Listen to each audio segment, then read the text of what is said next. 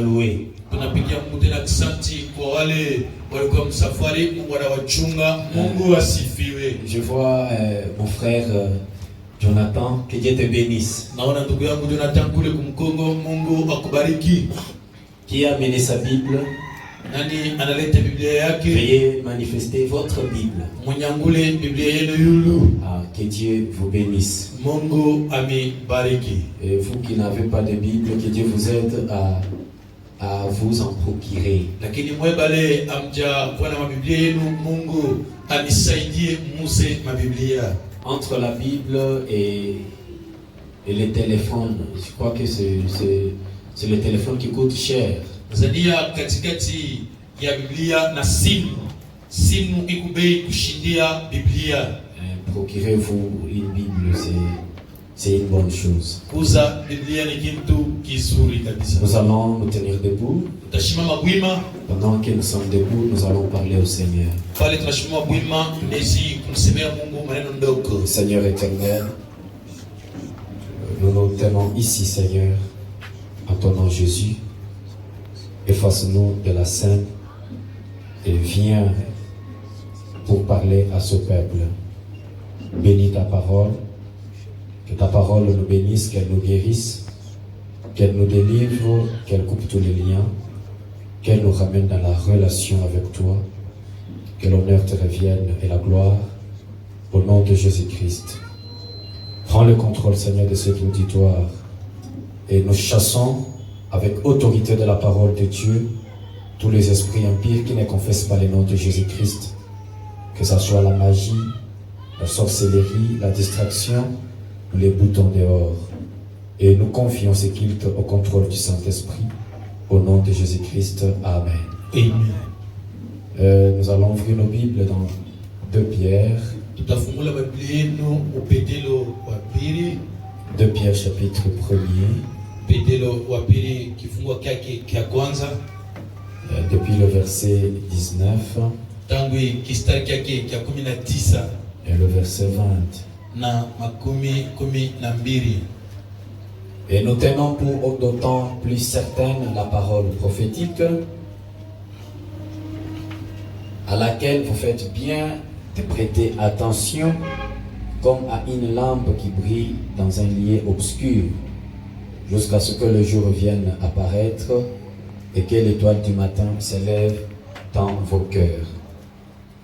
Sachez tout d'abord vous-même qu'aucune prophétie de l'Écriture ne peut être un objet d'interprétation particulière. Nous ajoutons Genèse chapitre 18, le verset 16 jusqu'au verset 18. Ces hommes se levèrent pour partir et ils regardèrent du côté de Sodome. Abraham alla avec eux pour les accompagner. Alors l'Éternel dit: cacherai-je à Abraham ce que je vais faire? Abraham deviendra certainement une nation grande et puissante, et en lui seront bénies toutes les nations de la terre. Car je l'ai choisi, je suis au verset 19, car je l'ai choisi afin qu'il ordonne à ses fils et à sa maison après lui de garder la voie de l'Éternel en pratiquant la droiture et la justice, et qu'ainsi s'accomplissent en faveur d'Abraham les promesses qui lui a été faites. Matthieu chapitre 11,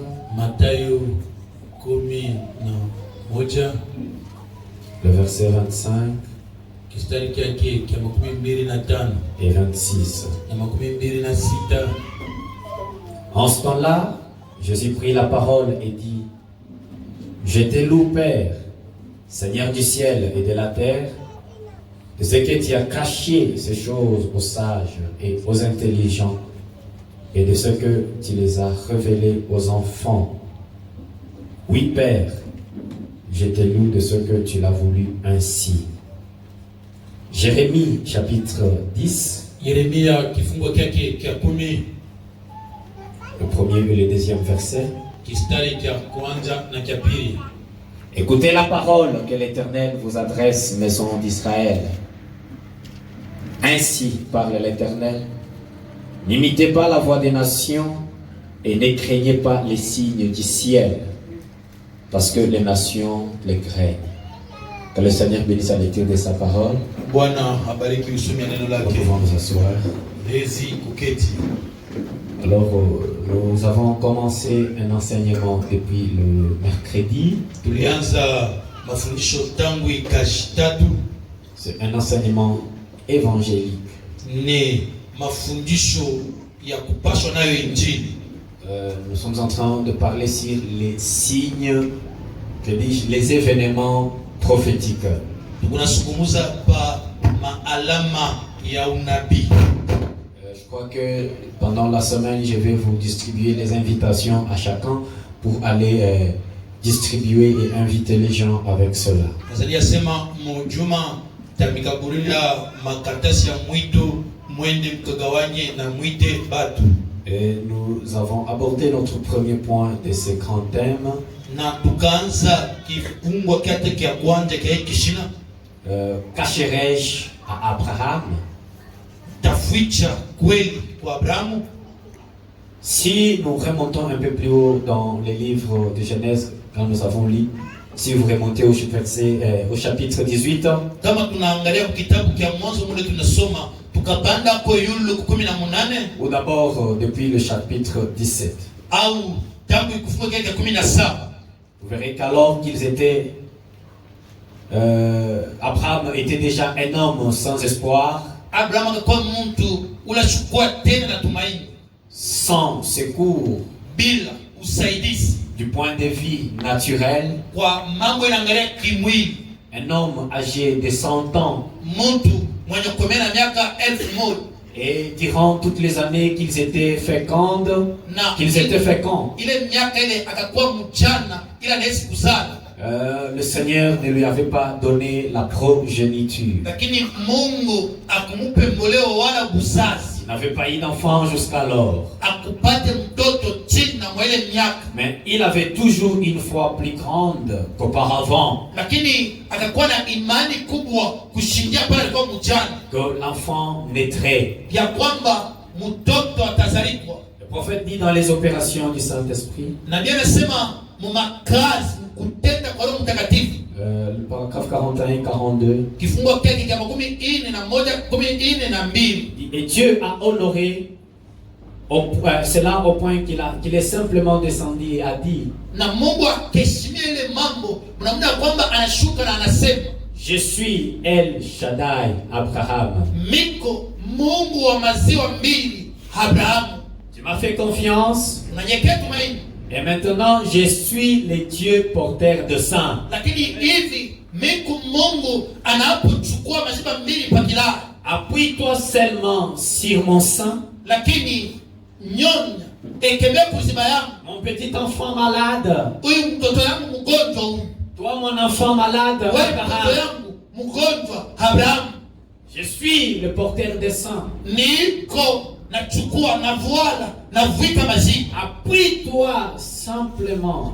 Appuie-toi seulement sur mon sang. Ekemea tu nyonya tu kwa riziki. Mon petit enfant malade épuisé. Wewe mtoto yangu mgonjwa na mwenye kuchoka.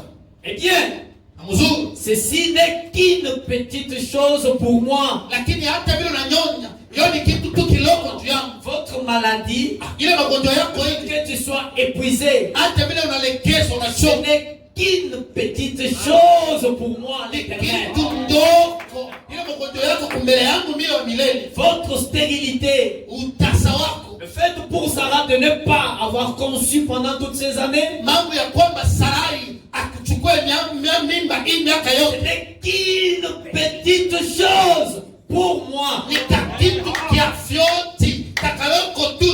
J'ai envie de vous dire aussi ce matin, maladie qui vous a tant tourmenté depuis toutes ces années, c'est une simple petite chose pour l'Éternel.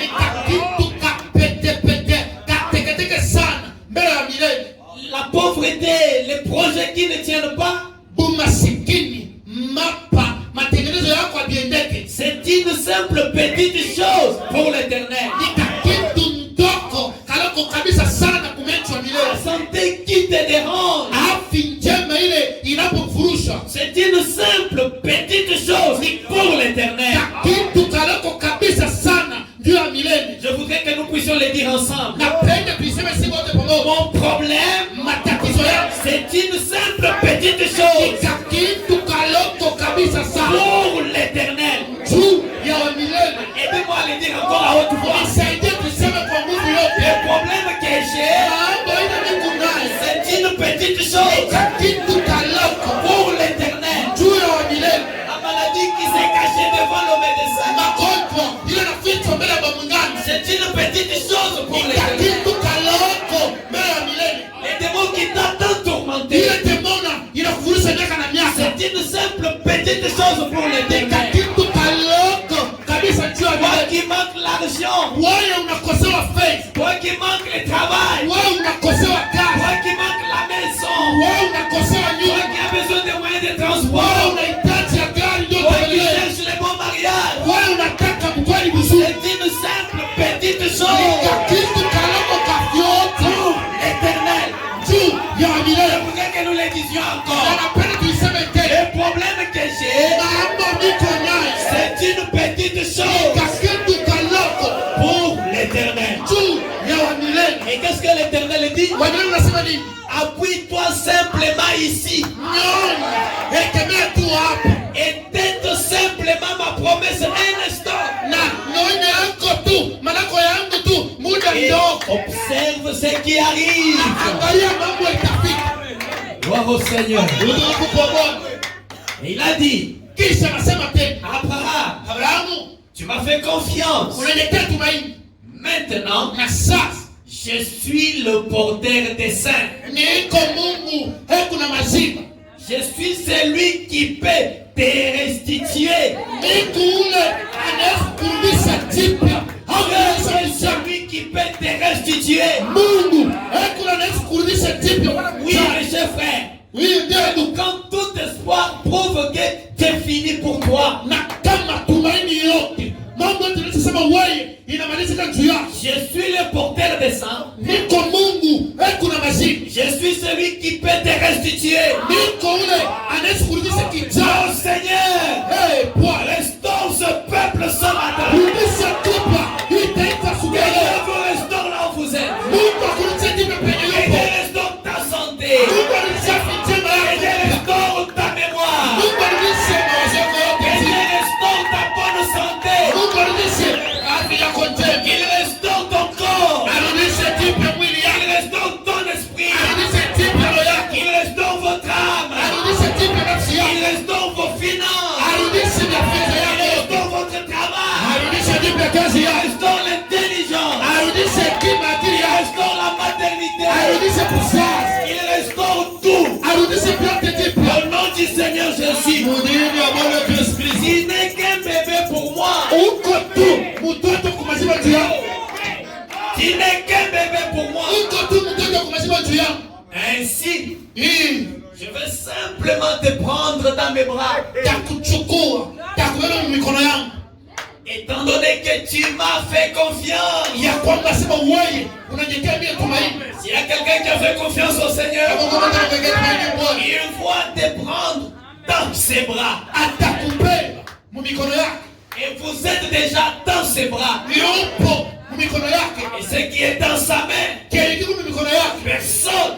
Hakuna Mungu. Alors personne, Hata mtu je mmoja. dis bien personne, Mtu hata mmoja. ne peut le lui arracher. Anawezi kubakosa mikono Et yake. nous sommes dans sa main. Tuko mikono yake. Pas seulement cela, Aenda mahali hapana. mais nous sommes même la prunelle de son œil. Amen. Tuko yenyewe kanani kaburicho yake yeye Voilà ce que nous sommes. kenye tuiko. Je vais simplement te prendre dans mes bras. Takuchukua mikono yako. Étant donné que tu m'as fait confiance, Na ya kwamba unajekea mimi tumaini. je t'allaiterai simplement Aha. Takunyonyesha tu bure. pour te redonner de la force. Sio kukupa tena nguvu. Je ferai de toi un homme nouveau. Oh, Takuisha mtu mpya. Je ferai de toi un homme nouveau. takuisa mtu mpya. Frère, c'est ce que Dieu est capable de faire. Wewe unaweza kufanya. Prendre quelqu'un qui n'est rien. Kubeba ule mtu ekupu. Quelqu'un qui n'a aucun espoir. Ana na tumaini Qui tele. est sans appui. Ule hana na koketebe. Qui est abandonné. Penye kumtuma mwenye mwachilisha. Dieu le prend. Mungu anamchukua. Au travers le message qui tente de Kupitia recevoir. ujumbe wakati ya mwisho. Dieu le lève. Mungu anamnyanyua. Dieu l'habille. Mungu anamfika. Fait de lui un homme nouveau. Anamfanya mtu Et mpya. quand les gens passent par là, Pale mtu anapitia pale. ils se posent la question, Wewe unajiuliza. est-ce lui ou quelqu'un d'autre? Lakini ni yeye bali mtu mwingine. Parce que celui-là que nous connaissons, Mwenye tunafanyia mzuri ule. il était en haillon. Yeye akakuwa tu mwachini sana mwa puli. Celui-là que nous connaissons, Ule tunafamii. il avait une santé frêle. Akakuwa na afya moyo ya Celui-là kufa. que nous connaissons, Ule tunafamii. ce n'était pas lui, il était piéton. Anaweza kutembea na Mais miguu. celui-ci, Huyu yeye c'est un homme nouveau. ni mtu mpya. Qu'est-ce qui Ni arrive? nini nafika? Dieu a fait de lui un homme nouveau. Mungu anamkuisha mtu mpya. Frère, c'est ce que Dieu doit faire. Ndio Mungu anapaswa kufanya. C'est ce que je crois que Dieu fait. Na ndio ninaamini sasa Mungu anafanya. Amen. Comme ce merveilleux, Namna gani kumtaka? il est toujours El Shaddai. Anaangalia pale Mungu anaangalia mashiba mbili. La promesse n'était pas pour Abraham seul, Malako haikuweka mpaka peke yake tu Abrahamu. mais pour sa postérité. Cha uzalo yake yote mzima. Et la postérité d'Abraham, c'était Jésus. Uzalo wa Abrahamu ulikuwa ni Yesu. Mais nous étions en Jésus. Si tulikuwa ndani ya Yesu. C'est par le canal de Jésus que nous sommes devenus la postérité d'Abraham. Kupitia Yesu tutakuwa uzalo wa Abrahamu. Et le prophète dit, Na Biblia inasema hivi. au paragraphe 46, Kwa 16 presque tous ceux qui servent Dieu en toute fidélité lakini kwa kusema tu kwa wote hapa pote wanatumiana Mungu muaminifu pote connaissent ce genre de situations. wanapataka magumu mambo Vous magumu passez par des épreuves, unapitia majaribu vous passez par ceci, unapitia kwa hivi na hivi mais au finish de tout cela, mwisho wa yote vous devenez un homme nouveau. utakuwa mtu mpya Et avant que cela n'arrive, mbele ile kufikiri vous ne pouvez pas mourir. hawezi kufa. C'est ce que j'ai dit. Nasema nini? Après les épreuves, Kisha majaribu ce n'est pas la mort, haina nifo hapana, c'est d'abord la restauration. bali kurudisha jibu. Et si la mort veut venir, Kama tunataka kuyu elle viendra plus tard. itakuwa Mais d'abord, mbele être restauré. tunarudisha jibu. Est-ce que le premier vous êtes là? Eti sikani wazima kwa sababu kwa Mungu amebariki. Presque tous ceux qui servent Dieu en toute fidélité Kwa sababu pote bado mtumikia Mungu muaminifu wote mzima. connaissent ce genre de situations. Wanapitia kama mambo mbaya hivi. Assurément que nous les connaissons. Kabisa kabisa tunaitambua. Parfois, Mara nyingine vous vous demandez comment les enfants tunadilisa namna gani bado vont avoir des souliers pour aller à l'école. bado mtamwambia sio ndio masomo. Comment allez-vous payer telle et telle autre facture? Sasa courant SNL résidence mtalipaje. Ne vous en faites pas. Sio kitu hapa. Il n'y a qu'une seule chose à faire, Bado wote kufanya. c'est vous reposer sur sa promesse. Lakini ekemea kumusikia lalia kwa malako yake. Je n'ai point vu le juste abandonné, Siaone mwaki ule mwanachini. ni sa postérité éventuelle le Wala voilà. uzazi yake ilombe unisaidie. Il n'y a donc pas de problème. Hakuna magumu wala matatizo. J'ai pas envie de prêcher ce matin, je vais donner un enseignement. Kisha naomba kuhubiri msubiri wale, lakini napenda kuleta mafundisho tu. Revenons à notre enseignement, je vais Tuikalishe mbele mafundisho. Nataka mbele tuikalishe mafundisho. je veux pas prêcher ce matin. Sipende kuhubiri msubiri wale. Alors un jour, Kumisuko pendant qu'Abraham était dans cette situation-là, pale hata kama alikuwa mle mateso, wala mle mama. il a levé les yeux Ananyanyua macho et a regardé par un jour chaud. na akaangalia kwa siku moja ya yule makao. Et il a vu 3 hommes venir, Anaona bantu mmoja watatu bana marchant avec de la poussière partout sur les habits. beko natembea na mfumbi kumikulu na manguo kote. Et Abraham était spirituel. Na Abrahamu yeye alikuwa toa kilo. Il a aussitôt reconnu qui c'était. Akatambua kwamba alikuwa watu fulani. Et il a couru et s'est prosterné aux pieds de cet homme. Akakimbia na katikati ya wale watatu moyo. Oui, oui. Parce qu'il y avait un Abraham Kukakuwa mmoja Abrahamu qui avait reçu Elohim. akapokea njoo Elohim, Mais Elohim était accompagné de Billy Graham lakini Elohim alikuwa pamoja na Billy Graham et un Oral Robert. na Oral Robert pamoja naye. Abraham n'est pas allé faire Billy Graham. Abrahamu akwende kwa Billy Graham hapana, Il n'est pas allé faire Oral Robert. akwende kwa Oral Robert Il hapana, est allé vers Elohim. alienda kwa Elohim. Nous allons parler de ça au moment des enquêtes. Tutaizungumza hayo mzuri wakati ya kuchunguza Nous allons kwa parler des kupata enquêtes la semaine prochaine. mo juma ya Il a kota aussitôt reconnu qui c'était. na akatambua palikuwa banani, Il a couru et s'est prosterné au pied de cet homme. lakini akakimbia akaenda mbele huyu mtu Et il mmoja, a dit, anasema mon Seigneur. Bwana yangu. Et pourtant ils étaient à trois. Ile saa bado watu walikuwa Nous watatu, sommes dans Genèse 18. tuko Mwanzo 18. Il n'a pas dit mes seigneurs. Asikuseme ba bwana yangu, Parce que l'autre a dit mes seigneurs. Loti alisema ba bwana Mais yangu. Abraham, lui, Abrahamu yeye il n'a pas dit mes seigneurs. asikuseme ba bwana yangu, Il a dit mon Seigneur. anasema bwana yangu. Parce qu'il a reconnu qu'il y avait Elohim, Alitambua kwamba palikuwa Elohim, le créateur de la Genèse, muumbaji ya mwanzo, le Dieu tout-puissant, Mungu wa uwezo yote. mais qui était dans la poussière, Atakuwa anatembea qui mvua, était habillé à la manière des gens de l'Orient. anavuala sambele saba tu bakula Abraham kumwona. a regardé, Abrahamu il a anamwangalia, dit mon Seigneur, anasema bwana yangu, avec S majuscule. lakini na ile S ya mnene, Mon Seigneur, Bwana. Bwana arrête-toi un instant soma mbele Bwana et repose-toi sous l'arbre. na ikala kwa muhimu chungu Et permets-moi de t'apporter un morceau de pain. na ichika hako tu yukamie kukaa Rafraîchis-toi. na pumzika, Et alors tu pourras continuer. kisha utendelee safari Car juu c'est pour cela que vous passez près de votre serviteur. juu kenye kiandana munapitia kando kando papamo mtumishi yako. Quoi? Nini? Il ressemblait au sol. Yes, mwana Mungu alifanana na baba Toi. parmi les trois là, Il ressemblait au sol. alifanana na baba. Mais avez-vous remarqué qui c'était? Na tazameni palikuwa banani? C'était deux anges. Palikuwa malaika wawili Et les dieux tout-puissants. na moja Mungu wa uwezo yote. C'était deux anges. Palikuwa malaika wawili Mais parmi les trois, katikati batatu vile vile. était Dieu tout-puissant. Alikuwa Mungu wa uwezo yote. Peut-être les gens à l'époque Sasa zingine watu zamani pale pouvaient venir, trouvant Abraham assis là-bas, wanaweza kuwa wanamkuta baba Abrahamu nyumbani pale en train de faire l'affaire avec Elohim. mbegu nasungumuza wanafanya kopi Et par les gens de l'encontrer. na bafasin bachirani Dire wakatoka à Abraham, Monsieur Abraham, frère Abraham, ndugu Abraham, c'est comment aujourd'hui tu ne pars pas à l'église. angalia papa, leo kanisa utenda tu. Si Abraham pouvait leur répondre, Kama Abraham anaishi kwa il chini, dirait mais vous allez adorer qui? anajua sio papa, kanisa utenda kwa kumbe tena kumbe nani? Mais parce que l'adorable, Huyo kwa il n'est pas là, vous allez partir le ciel. huyo Mungu anaenda pa. Mais c'est celui-ci qui est assis. Hasa kukala pa ifasi. Et ces gens pouvaient leur dire, Na bado tunaweza kusema, mais non, Abraham, non. Croyez toujours que tu es un homme de Dieu. tunaweza kusema wewe ndio mtumishi wa Mungu. Mais pour cette fois-ci, Haina mambo hii. il nous ment. Papa, Comment le Dieu tout-puissant hakuna kanuni ya uwezo yote. peut ressembler à un homme? Anaweza kufanana na mwanadamu. Comment le Dieu tout-puissant Hakuna kanuni ya uwezo peut yote. avoir de la poussière au pied? Anaweza kuwa na mfumo migumu hivi. Frère Abraham, Hapana papa. non, frère Abraham, Ndugu Abraham, ça nous ne croyons pas. ile sitamini hata. Oh, revenons à notre Seigneur. Turudie tena mafundisho. Revenons. Turudie tena. Genèse chapitre 18. Mwanzo 18.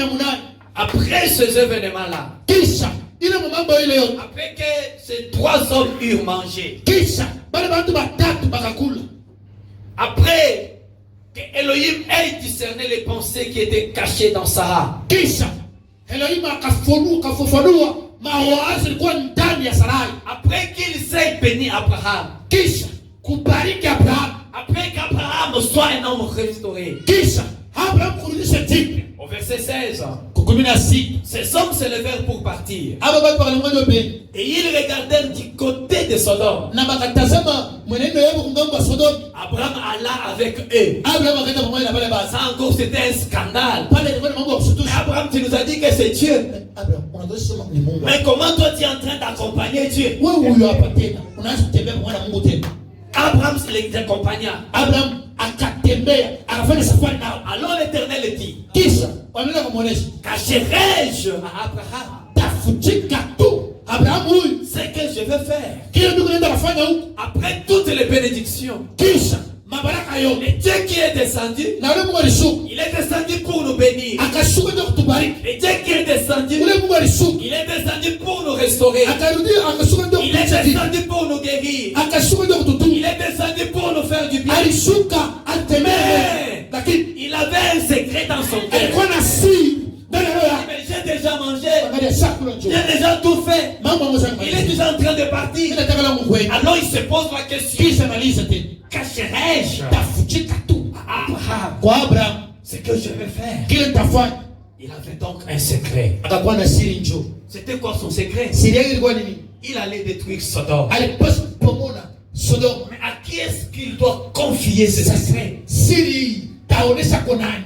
À qui est-ce qu'il doit confier le secret? Nani taonesha ile siri? Dieu a été manifesté dans la chair humaine Mungu alionekana mwili wa mwanadamu avant la destruction de Sodome et mbele ya Gomorrhe. kupomoa kwa Sodoma na Gomora. Il a confié le secret à Abraham. Akamkabulia Abrahamu siri, Il n'a pas confié ça à l'autre. akamkabulia yote hapana. Dieu n'est pas allé voir les habitants de Sodome Mungu asikwenda kuona watu wa Sodoma. pour leur dire que Sodome doit être brûlé. Ndio malisema nitachoma Sodoma. Il faut qu'Abraham ait le secret. Inabidi Abrahamu apate siri. Abraham maintenant pouvait commencer à intercéder Na Abrahamu alipaswa kwanza kudai en faveur de l'autre kulombea ako Loti. qui était encore à Sodome. Ule alikuwa tena Sodoma. Amen. Amen. Dieu a confié le secret à Abraham. Mungu akamwambia Abrahamu siri.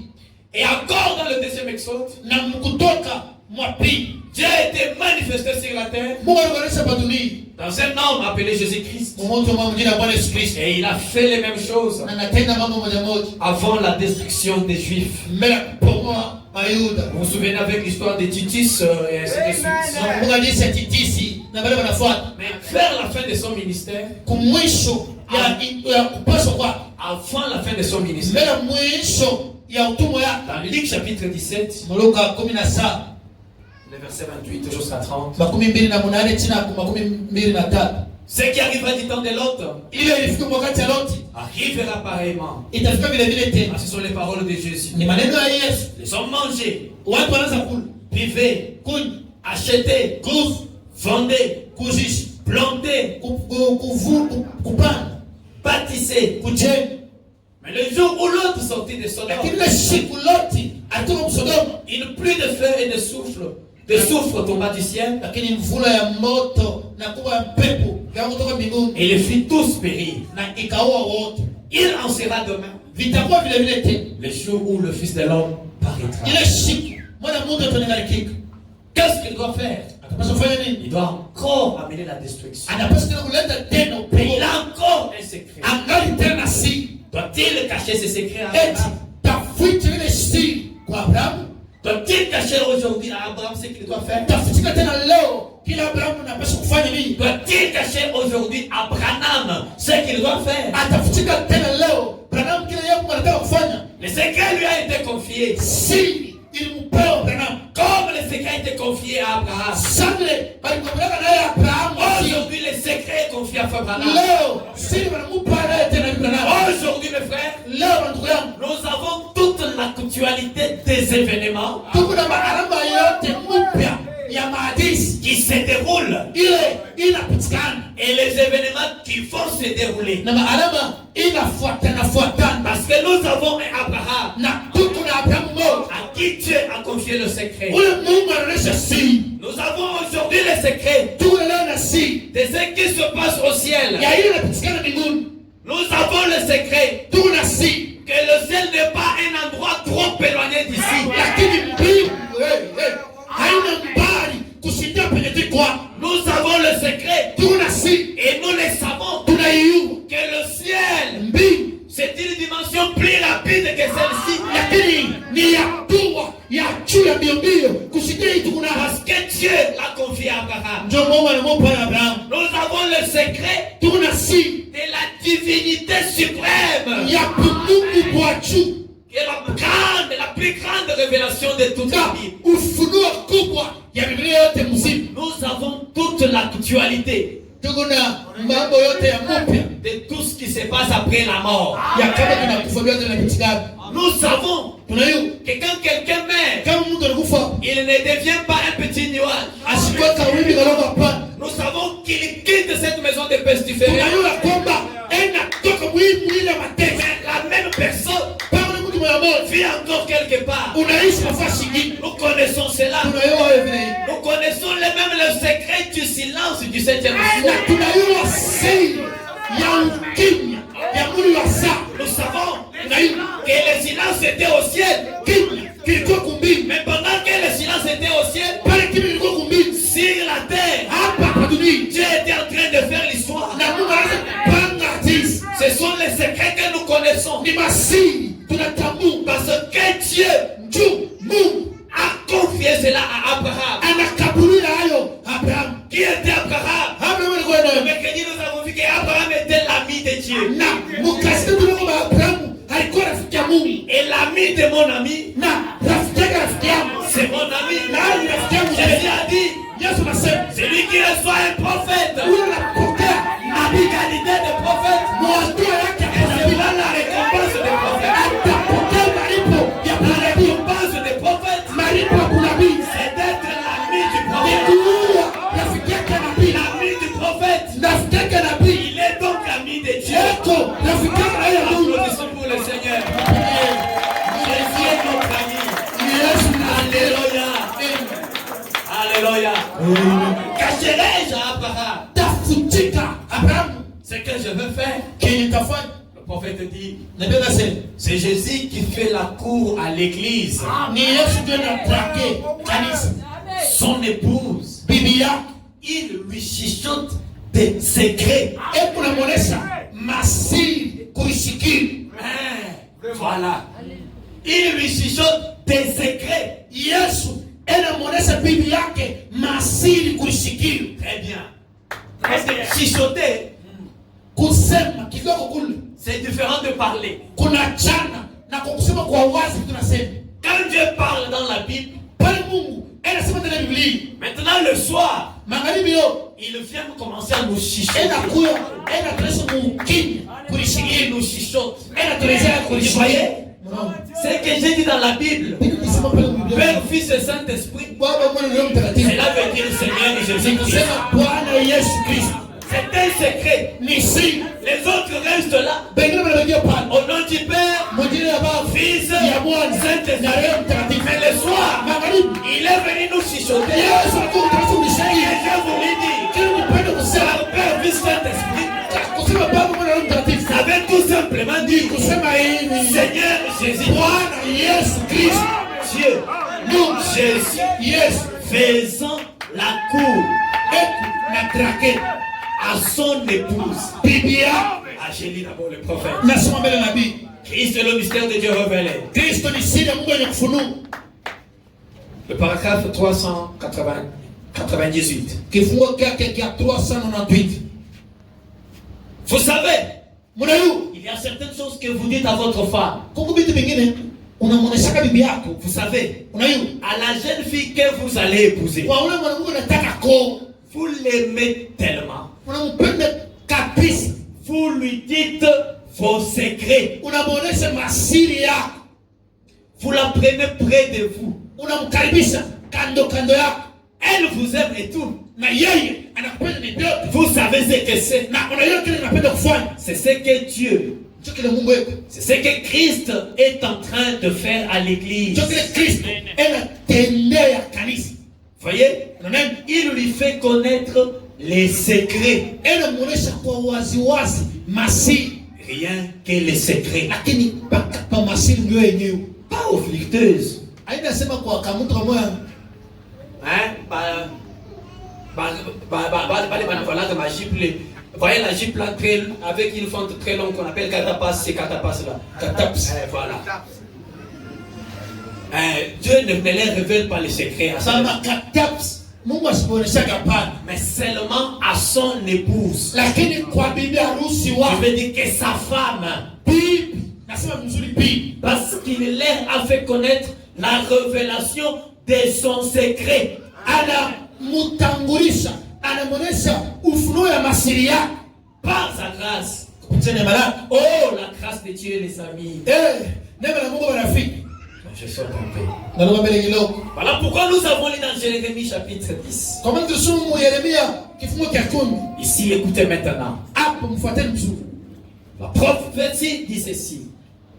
Utabiri inasema hivi. Écoutez la parole que l'Éternel vous adresse. Sikieni maneno wa milele anyoresha. Maison d'Israël. Mweye nyumba ya Israeli. Ainsi parle l'Éternel. Hivi anasema wa milele. N'imitez pas la voix des nations. Msifuatule manjia ya watu wa mataifa. Et ne craignez pas les signes du ciel. Na msiongope maalama ya mbingu. Parce que quand un signe se passe au ciel, Kama leo napatikana mbingu, vous devez connaître de quel signe il s'agit. wala kusema ni mambo fulani. Parce que vous avez déjà toute la vérité et tous les secrets. Uko na ukweli yote na masiri yote. Ne craignez pas les signes. Usiongope alama. Que cela puisse au contraire vous réconforter. Kwa kusema mzuri ikushike, ikukantamishe. Amen. Quand vous voyez les événements prophétiques s'accomplir, Ukaona maalama ya unabii ile balitabiri inatimizika. ne craignez pas les signes du ciel. Usiongope maalama ya mbingu. Mais Lakini nous devons être attentifs. unapaswa kuteka isikio keba. Cela doit attirer notre attention. Inapaswa kutuvuta, kuangalisha angalisho yetu. Comme à une lampe qui brille dans un lieu obscur. Sabili lampi inaangaziwa pafasi pangiza. Dans la Bible, il y a Daniel et les autres qui se sont retrouvés dans la déportation à Babylone. Biblia kukuta Danieli na wao wengine balikuta balibebea mtumwa wanapeleka mu Babiloni. Mais Daniel et les autres se sont retrouvés là à Babylone. Danieli na wengine wakalikuta kule Babiloni kule. Ils sont restés là, Banabakia mu sans Dieu, abakuwa na Mungu. sans église, Akakuwa hata kanisa boko hii. sans cantique, Abakuwa tuna nyumba ya wokovu. sans rien du tout. Nani tunaomba maka. Pendant toute une génération. Kizazi kisimu. Jusqu'à ce que toute cette génération pécheresse soit complètement passée, détruite. Tina pale kile kizazi cha maovu, cha manzabi kibomuniwe na kipiti. Mais un jour, Na siku moja Daniel part consulter le prophète. Danieli akaenda kaulizisha nabii. Il ouvre le livre de Jérémie. Na anafungua kitabu cha Yeremia. Il lit dans Jérémie chapitre 25. Akasoma mu Yeremia 25. Il commence à lire. Anaanza kusoma. Il comprend qu'il est resté 2 ans. Miaka mbili natubakia tu. Je voudrais attirer votre attention. Napenda kuvuta na shie. Qu'est-ce qui a réveillé Daniel là à Babylone? Ni nini inamlamusha Danieli mle Babiloni? Ce n'était pas la lecture d'un journal. Haikukuwa kusoma kwa gazeti. Ce n'était pas les informations à la radio. Haikukuwa ripoti analeta kuretu. Ce n'était pas Facebook, ce n'était pas WhatsApp. Haikuwa WhatsApp, haikuwa Facebook hapa. Qu'est-ce qu'il avait réveillé? Kenye kilimlamusha ni nini? C'est un événement prophétique. Alama kwa nabii. Quand il a consulté les écrits du prophète, Pale alisomununa maandiko ya nabii. quand il a lu le prophète Jérémie, Alisoma nabii Yeremia. cela a produit un effet sur lui. Inatosha matokeo ndani yake. Et le prophète Branham a dit, Na nabii Branham anasema hivi. Daniel s'est mis en prière. Danieli akaanguka wala akabaki maombi. Il s'est mis en prière. Akaanza kuomba. Il n'a pas craint, il n'a pas eu peur du signe du ciel. Akongope. Akupate boka bwana mbinguni. Mais il s'est mis en prière. Lote anaanza kuomba. Église, nous sommes ensemble. Kanisa tuko pamoja. Dans l'expectative Mokongojea de 1950, le paragraphe 3 vers la fin. 1950 kifungu kile kitatu kule kumwisho kule. C'est ce que je veux que vous fassiez. Na njokile na mimi napenda. Faire quoi? Kutimiza nini? Entrer en prière. Kuingia maombi. Se mettre en prière. Kwanza kuomba. Il dit, Anasema C'est sur la prière que je compte. Amen. Ni pa maombi na ekeme. Je compte sur la prière. Na pumusikia pa maombi. Frère Branham, quand il réussissait dans les campagnes qu'il faisait, Ndugu Branham anaweza kuweza. Makusanyiko anaweza kutimiza. il y avait une équipe de gens qui se retiraient. Kwa kwaya wala mkunja watu inaanza kwenda mbele pembeni. Qui priaient constamment. Inaanza kuomba saa yote njuna. C'était des sœurs. Ndiko ni badala. C'était enfermé quelque part. Bakajifungia kwa fasi fulani. En train de prier. Na kuomba. Pendant qu'elle priait, Baba zako. de l'autre côté où se trouvait le prophète, Mungu wa pili ndio nabii. les yeux des aveugles s'ouvrent. Nicho pofu na funguli. Les boiteux marchent. Kiwete vinatembea. Les muets parlent. Babubu wanasema. Ce n'était pas seulement la force du ministère de Frère Branham, Haikuwa kwa utumwa. Nguvu ya utumwa ndugu Branham. mais c'était la puissance de la prière que c'était sert la prière. Itakuwa tena uwezo ya maombi ile badala wawili wanaanza kuomba. Les âmes venaient à Christ. Manafsi kwa Kristo. Il dit ceci, la prière que je compte. Na ikemei. C'est le secret de tous les mystères de Dieu. Amen. Maombi ni siri ya yote ya mwanadamu wa Mungu. C'est la clé qui ouvre la porte de toutes choses de Dieu. Maombi ni fungulo inafungula vitu vyote ya milango ya Mungu. La prière ouvre la porte de toutes les bonnes choses de Dieu. Lakini maombi inafungula vitu milango ya vitu vyote vizuri vya Vous Mungu. voulez accéder à la porte du bonheur. Priez. Unapenda kuingia mlango ya heri ombi. Vous voulez accéder à la porte de la prospérité. Priez. Unapenda kuingia mlango ya utajiri ombi. Vous voulez un bon mariage. Priez. Ukweli mzuri ombi. Vous voulez le bonheur. Priez. Heri ombi. Vous voulez une vie prospère. Priez. Maisha kusonga mbele ombi. Et cette clé est entre vos mains. Na ile fungulo iko mikono yako. Celui qui prie beaucoup, Mwenye anaomba sana reçoit beaucoup. anapokea mingi. Celui qui prie peu, Mwenye anaomba ndogo reçoit peu. anaomba tu anapokea Celui kidogo. qui ne prie pas Ule aomba ne reçoit rien du tout. au sapokea kitu. C'est la clé qui ouvre la porte de toutes les choses, de toutes choses de Dieu. Ni fungulo inafungula milango ya vitu vyote vya Mungu. C'est la prière. Ni maombi ndio fungulo. Si vous priez Kama unaomba et que vous croyez, kisha unaaminia quand vous priez, pale unaomba bila kweli. alors croyez que vous recevez ce que vous demandez. Kumbi amen. Amen amen. Amen ya kwamba sema unapokea penye unaombe. Et Dieu le fera connaître. Na Mungu atabionekanikisha wala atabileta vile ulivyoomba. Oui.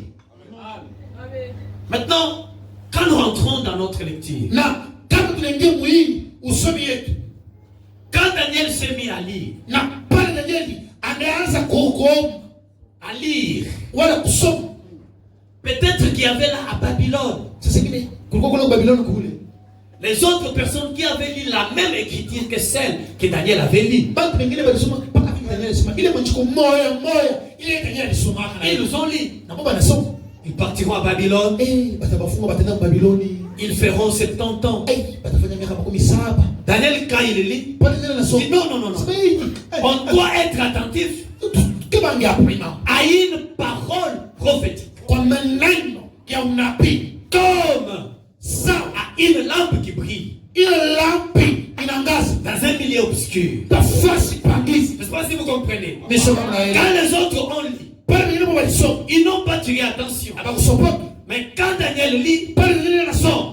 pour un événement prophétique, Mambo matabiri ya kunabii. on doit être attentif. Tunapaswa kukeba anga kutaka lisoma. Comme à une lampe Sawa lampi. qui brille Ile inangaza. dans un lieu obscur. Nafasi pangiza. Quand les autres lisaient, Pale wengine wanaanza kusoma.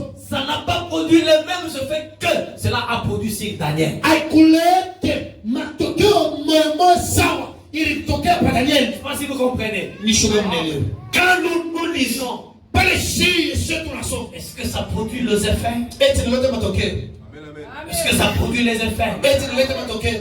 Parce que Pierre nous exhorte. Hapa Petero anatukakamisha. J'ai lu l'écriture. Nasoma maandiko. Et nous tenons pour d'autant plus certaines Lakini na tunashika kabisa sasa kwa hakikisho. la parole prophétique Maneno ya matabiri ya kunabii à laquelle vous faites bien amen. Ndani yayo mnafanya vizuri de prêter attention. na mwenye de prêter attention comme à une lampe qui brille dans un lieu obscur. Devant un événement prophétique, on ne doit pas être dans la distraction. N'est-ce pas si vous comprenez? Nous voyons ici Daniel et les autres qui étaient à Babylone. Quand ils nous ont lu, ça n'a pas produit le même effet. Mais quand Daniel a lu, ça produit les effets. Alors tirons attention. Prêtons attention à un événement prophétique comme à une lampe qui brille dans un lieu obscur. Amen. Amen. Prenons le prophète. Est-ce que nous sommes ensemble jusque-là? Est-ce que vous m'avez compris jusque-là? Vous savez, lisons d'abord Ésaïe chapitre 40. C'est pourquoi je vous ai dit, ayez l'habitude d'amener la Bible à l'église. Les événements prophétiques sont ici. Les événements prophétiques sont ici. Ésaïe 40. Le 3e verset. Une voix crie. Préparez au désert le chemin de l'Éternel. Amen. Amen. Aplanissez dans les lieux arides une route pour notre Dieu.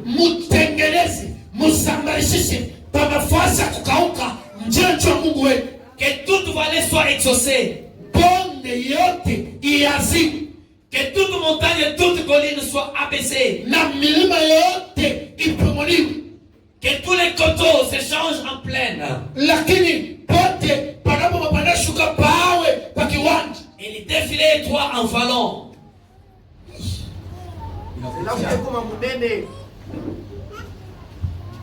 Et les défilés étroits en vallons.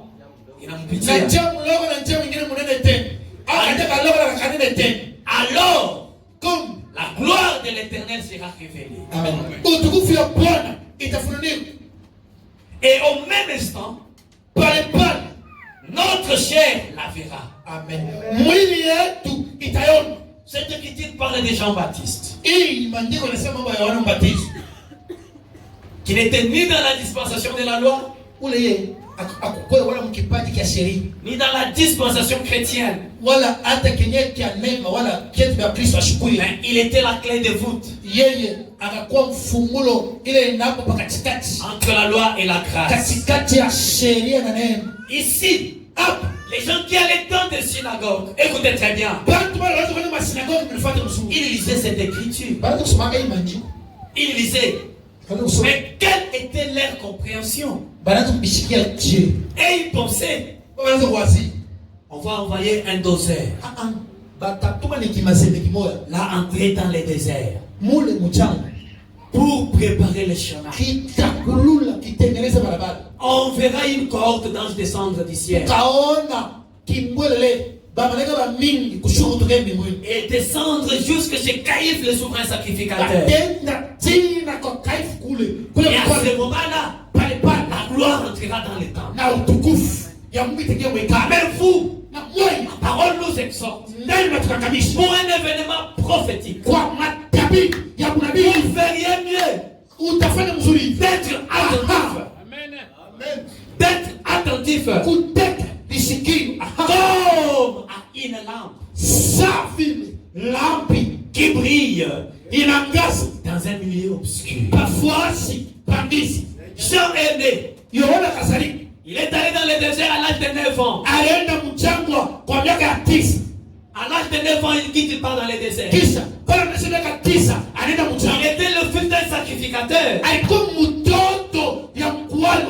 il n'a pas suivi la théologie de son père. Il s'est confié au Saint-Esprit. analetea kwa Roho Mtakatifu. Il est allé dans le désert. Anaenda mchana Et à l'âge de 30 ans, kwa miaka 15. le voici qui sort. Yeye anarudia tena. Il se retrouve là au Jourdain. Ananikuta pale Yordani. Il commence à prêcher. Anaanza kuhubiri. Il commence à prêcher. Yeye anahubiri. Pendant qu'il prêche, Pale anahubiri. les gens sont là en train de lire dans leur synagogue cette écriture. Bado tunabo makanisa ma synagogue, bena soma ile maandiko mamoja. Puisque nous sommes ensemble. Écoutez très bien. Mfuateni mzuri. C'est vraiment un enseignement. Ni mafundisho. Écoutez. Mfuate. Pendant qu'il lisait là, Pale anaanza kusoma pale. Jésus, Yesu, lui qui était attentif yeye ulikuwa sakeba andi à l'événement prophétique, kwa mambo wala matabiri ya kunabii. Jésus a appris Yesu alijifunza par le canal de son ami Lazare kupitia habari njema kwa Lazaro. qu'il y a un prophète qui est sorti du désert. Kuko nabii mwana kutoka mjangwa. Et Lazare a dit, Lazaro anasema, je t'invite, angalia. allons l'écouter. Mais Lazare ne savait pas qu'il s'agissait de l'histoire entre Jésus et Jean-Baptiste. Lakini Lazaro asikuwa sema ilikuwa ni hadithi ya Yesu na Yohana Mbatizo pale. Jésus, quand il voit Jean-Baptiste comme ça, Pale Yesu anaona Yohana Mbatizo. il connaissait que l'écriture est accomplie. Anasema aje. Maandiko Il le voit au seau. anaenda kumaji. Il se fait baptiser. Anatatanisha mumai. La gloire de Dieu, selon l'écriture, Utukufu ya Mungu kufuatana na maandiko descend sur Jésus. inashuhudia Yesu. Les gens qui étaient tout autour, Bale walikuwa pembeni yake pale. ils ont entendu Jean dire, Banasikia Yohana anasema, voici l'agneau de Dieu, tazama mwana kondoo. qui ôte le péché du monde. Ule anatosha dhambi ya dunia. Ils ont entendu, Banasikia. ils ont vu l'écriture Banaona maandiko s'accomplir devant leurs yeux. kutimizika mbele ya macho yao. Mais est-ce qu'ils nous ont compris? Eti balielewa. Mais vous, Lakini mwai pour un événement prophétique, kwa alama ya kunabii vous feriez mieux utakeba support. d'être attentif. Akeba ngekwa. Écoutez, Sikie. je suis dans le message, Dieu se cache et se révèle dans la simplicité. Mungu yuko ananificha na kuonesha tu mpole yake. Le prophète dit, Ni bila sema. même les propres convertis des gens, Hata bale batu bale Yohana yeye aliaminisha wala alibadilisha. voilà, que Dieu te bénisse. Amen. Ils sont allés demander à Jésus. Na banamwendea mbele Yesu kumuuliza. Ils sont le prophète. Balikuwa na nabii Yohana. L'écriture fait chair. Maandiko mbele yao. Mais ils partent quand même demander à Jésus. Lakini maneno mbele kwa Yesu kumuuliza. Mais Jésus dit nous d'abord. Yesu, utonesha mbele kwa imani. Pourquoi les scribes disent-ils Sasa kwa nini hapa banajika banasema hivi? que Élie doit venir? Oya kwamba Elia anakusuku. Et pourtant ils étaient avec Élie. Ile saa balikuwa na Elia. Et pourtant ils marchaient derrière Élie. Ile saa baanza kutembea mkongo wa Elia. Mais ils ne voulaient pas comprendre Élie. Abapenda kuelewa Elia. 369. 369.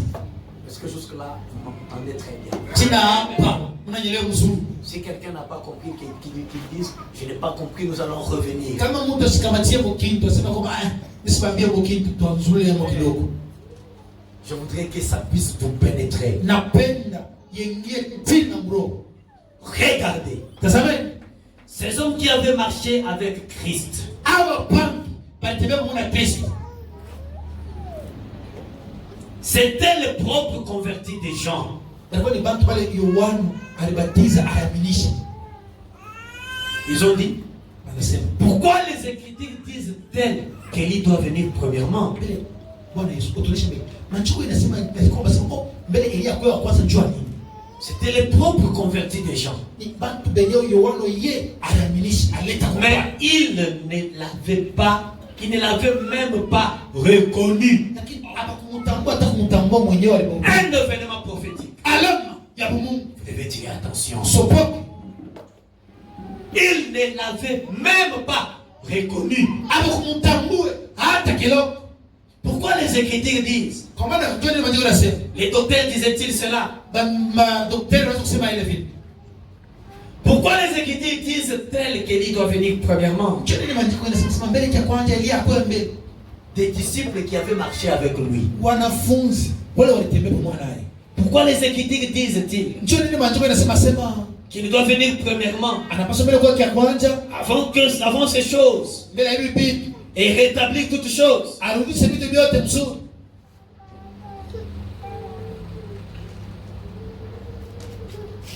Je saute un peu. Naloga kidogo. 370. Jésus leur a dit, Jésus a dit, il est déjà venu et vous n'avez pas reconnu cela.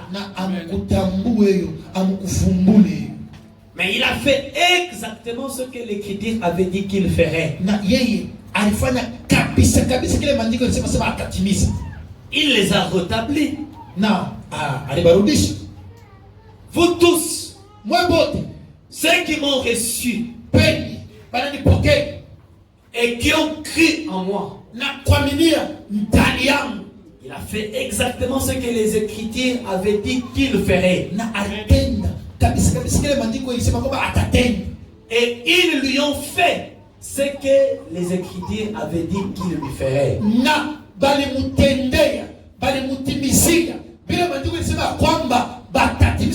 Écoutez très bien.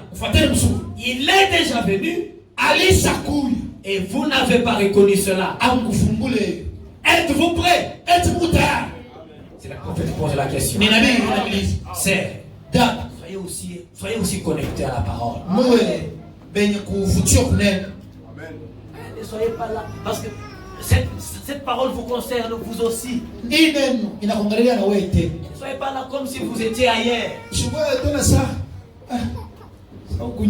Mais avec ça, comment est-ce que les gens autorisent aux femmes de prêcher?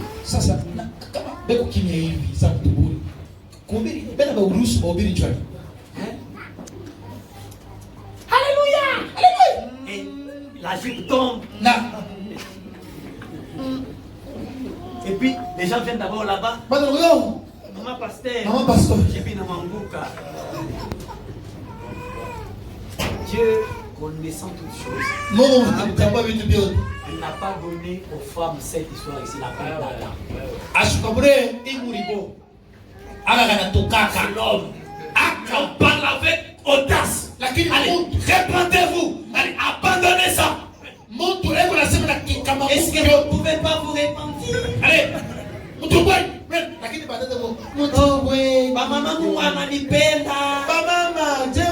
Abandonnez des choses comme ça. Soyez maintenant connectés. Le prophète dit, êtes-vous prêts? Je vais vous donner un petit choc. Je vais vous donner un petit choc. Il en sera de même de l'enlèvement. Ça sera tellement simple. Tellement simple.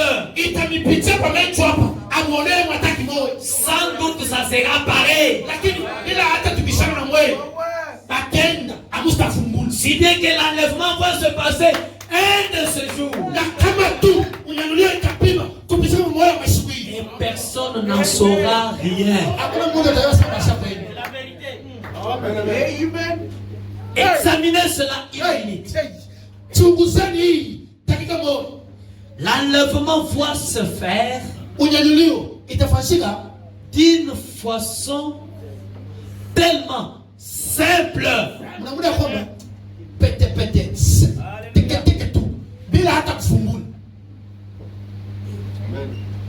D'une façon tellement simple que les jugements vont tomber et les gens verront le Fils de l'homme et ils diront, est-ce que ce n'était pas censé avoir tel et tel on devrait d'abord voir telle chose arriver. On devrait voir telle chose arriver. On devrait voir telle chose arriver. On devrait voir tel signe dans le ciel. Est-ce qu'Élie ne devrait pas nous être envoyé? Est-ce qu'il ne devrait pas y avoir un enlèvement? Jésus dira, il est déjà passé. Et vous ne vous en êtes pas aperçu. C'est pourquoi le Seigneur vous a aimé. Le Seigneur nous a aimés. Pour chaque événement prophétique, nous ferions mieux d'être attentifs. Ni mzuri tukebanga. Comme à une lampe Sawa lampe qui brille dans un milieu obscur. inangaza pafasi pangiza. Bon, Lakini mzuri. cette semaine, nous allons entrer dans des enseignements vraiment profonds. Lakini mwijuma tutengea mafundisho ya upana kabisa. Maintenant, remarquez, Tazameni hivi sasa. l'enlèvement. Unyenyuliwa. Très peu feront partie de cette épouse. Fioti kiloko sana batakuwa pamoja na yule bibi harusi. Batakuwa mkunji, batakuwa pamoja na yule bibi harusi. Voilà. Très peu Kiloko feront partie batakuwa mkunji de cette épouse. ya huyu bibi harusi. L'église, c'est beaucoup. Kanisa watu mingi hapa bebo. Mais l'épouse, Bibi harusi c'est une minorité. watu kiloko tu. C'est pourquoi Kwa maana ne soyez pas distraits comme les gens qui étaient à Babylone. usilenge sana watu kwa Babiloni. Ne soyez pas distraits comme les apôtres, les disciples de Jean-Baptiste. Usilenge sawa wanafunzi ya Yohana Mbatiza. Na anasema 375. 375 anasema hivi. Il y en aura peut-être un qui partira de Jeffersonville. Kutakuwa sasa kingine moya atenda kule kujisaidia John M. Un, Moya peut-être un sasa kingine moya qui partira de Jeffersonville.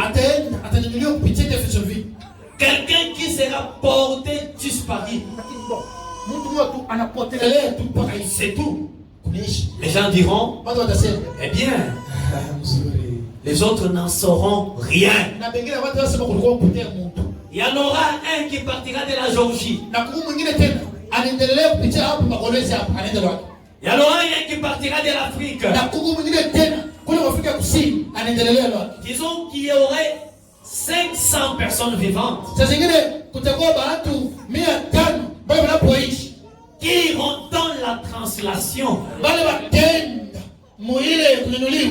Or ça, Ile Mungu afipi. ce n'est pas le corps de l'église. Ile hiyo haina mwili wa bibi harusi hapa. Il s'agit de l'épouse. Hiyo ni bibi harusi. Ce n'est pas l'église. Haina kanisa hapa. C'est l'épouse. Ni bibi harusi. Voyez, Unaelewa?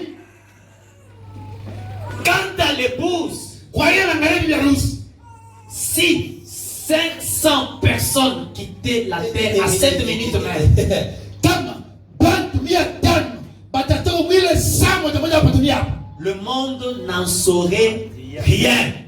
Hapa chini hapa. Mungu dunia hatustawi hata sema banapotea. Le monde n'en saurait rien du tout. Haistafungula hata kitu kimoja. Est-ce que vous m'entendez très bien? Wanafuata msuri.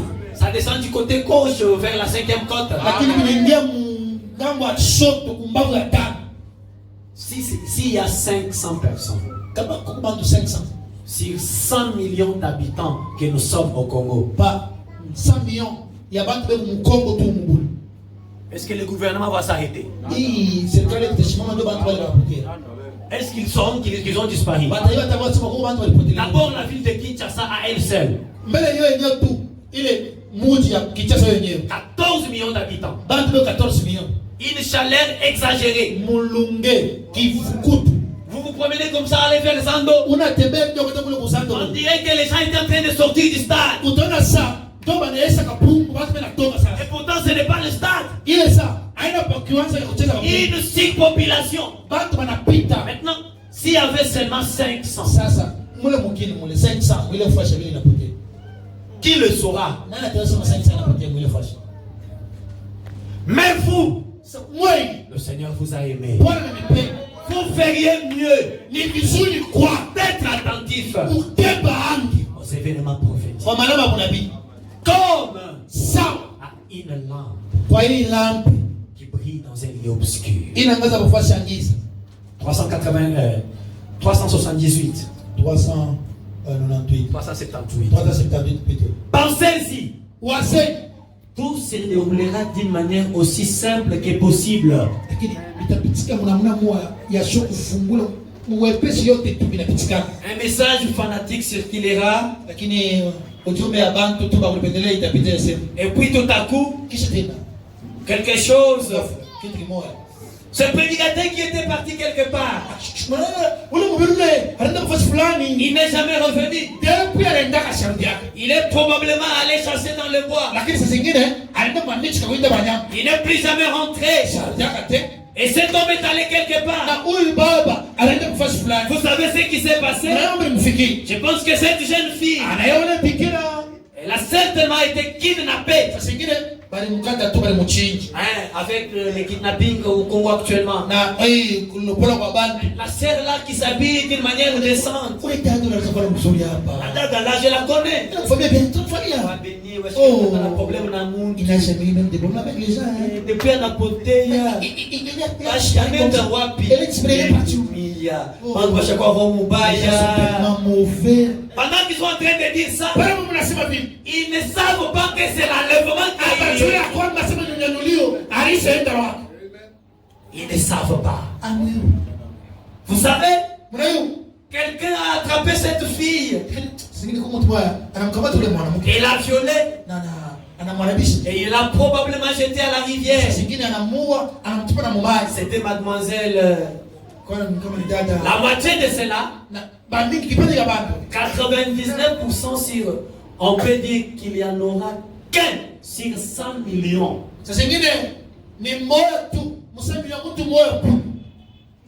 Est-ce que vous avez entendu?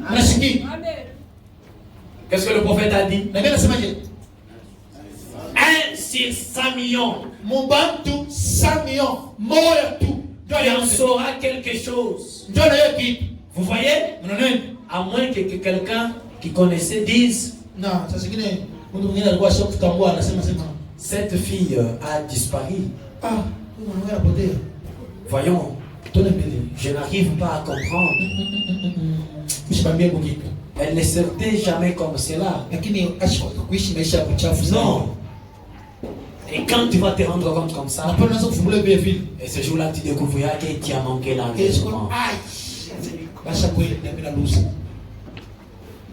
Tu vas te rendre compte. Et ça sera plus tard. Je vais parler de l'apostasie. Et de la marque de la bête. Jésus a dit, la foi du plus grand nombre diminuera. Regarde mon frère. Quand tu as commencé, le zèle que tu avais et ce que tu es aujourd'hui, ta foi a-t-elle augmenté ou alors elle a diminué? Est-ce que tu peux donner la réponse dans ton cœur? Tu venais à l'église, l'apostasie t'a pris, l'abandon de la foi. Qui est-ce que tu aimes maintenant plus? Jadis, les gens fermaient leurs activités pour partir à l'église. Mais aujourd'hui, à l'aide de l'église, les gens disent je vais d'abord me débrouiller. Ça sera trop tard.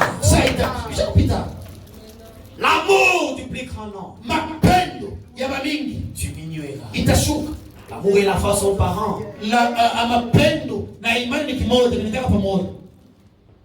Amen, église. Si j'ai débordé, vous allez m'excuser s'il vous plaît. Et puis, quand on dit que les tombes vont s'ouvrir, comment les tombes vont-elles s'ouvrir? Je n'ai pas le temps de l'approfondir. Alors que je voulais bien le faire. Il faut que je prenne ce...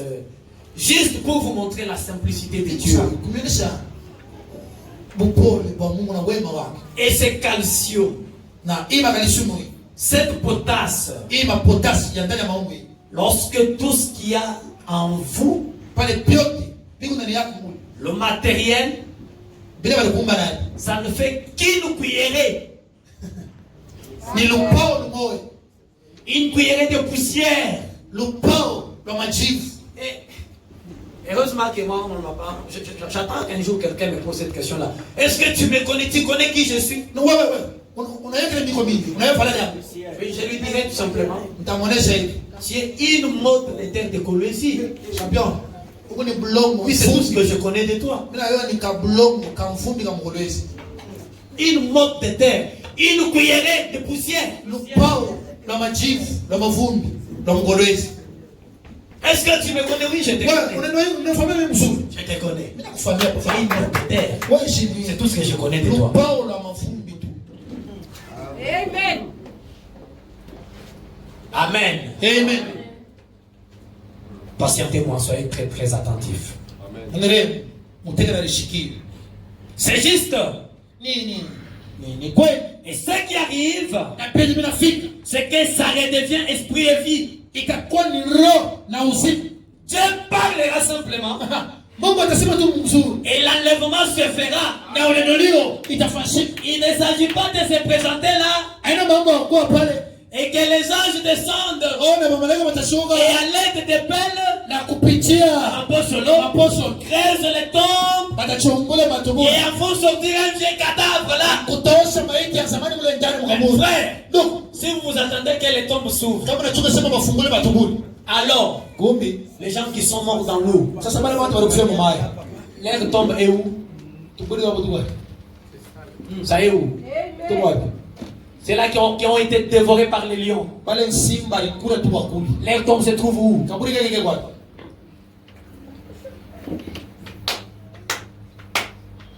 Amen. Que les anges descendent à l'aide des pelles, creusent les tombes et en font sortir les vieux cadavres.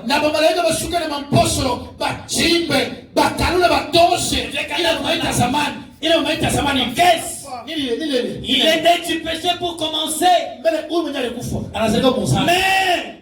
ce sera un nouveau corps fait à sa ressemblance. Et mon frère, ce corps ne verra pas Dieu. Le corps qui verra Dieu, c'est le corps terrestre, mais glorifié. Oui, monsieur frère, ne vous confiez pas trop à ce corps. Il risque de vous décevoir. Il risque de vous décevoir.